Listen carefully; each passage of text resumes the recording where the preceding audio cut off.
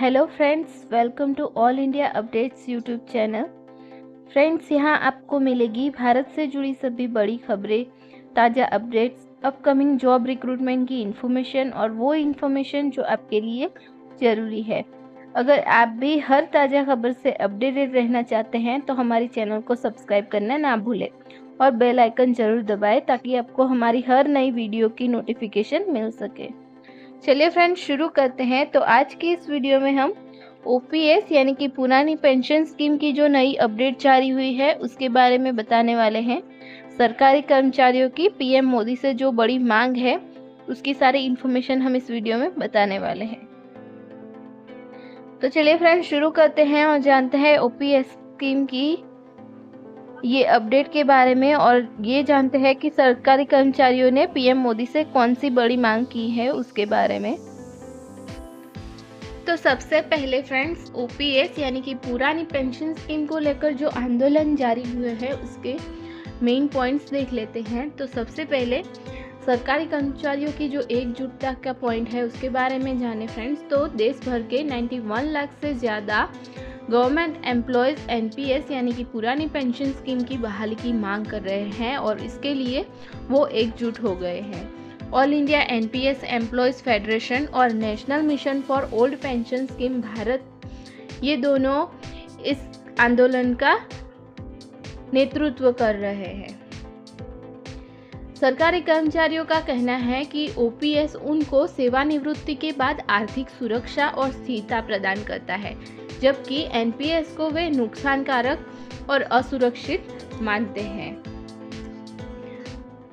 17 नवंबर 2024 को जंतर मंतर पर पुरानी पेंशन स्कीम यानी कि ओपीएस की बहाली की मांग को लेकर एक बड़ी रैली और बैठक का आयोजन हुआ था।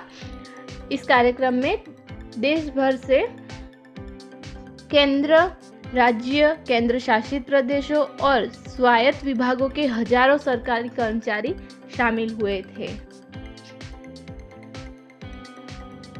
ऑल इंडिया एनपीएस एम्प्लॉयज के 5 लाख से अधिक सदस्य इस आंदोलन का हिस्सा बने थे।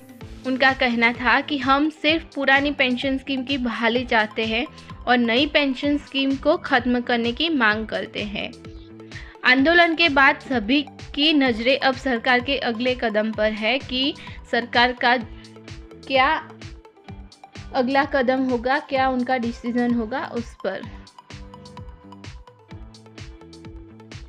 फ्रेंड्स, अब गवर्नमेंट एम्प्लॉयज़ द्वारा उठाए गए मेन क्वेश्चंस और उनकी मांगों के बारे में जानते हैं।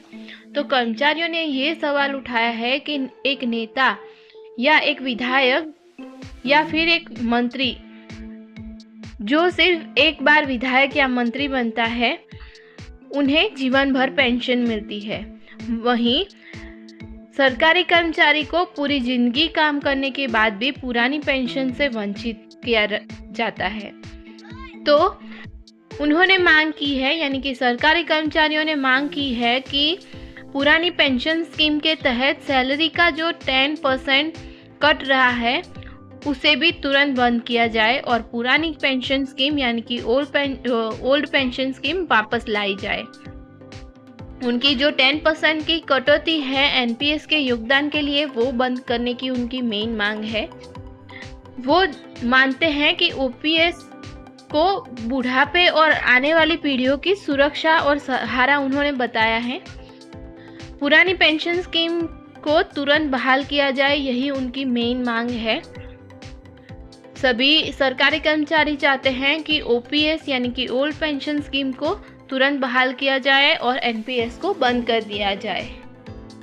आगे फ्रेंड्स, अब जानते हैं प्रधानमंत्री नरेंद्र मोदी से सरकारी कर्मचारियों ने कौन सी मांगें की है उसके बारे में। तो फ्रेंड्स, ये जो रैली जारी हुई है उसमें देश भर से 40 प्रमुख कर्मचारी नेताओं ने पीएम मोदी से संसद में एक पुरानी पेंशन स्कीम यानी कि ओपीएस का मुद्दा उठाने की अपील की है। उनका कहना है कि ओपीएस की वापसी से न केवल सरकारी कर्मचारियों का भविष्य सुरक्षित होगा बल्कि सरकार के प्रति उनका भरोसा भी मजबूत होगा।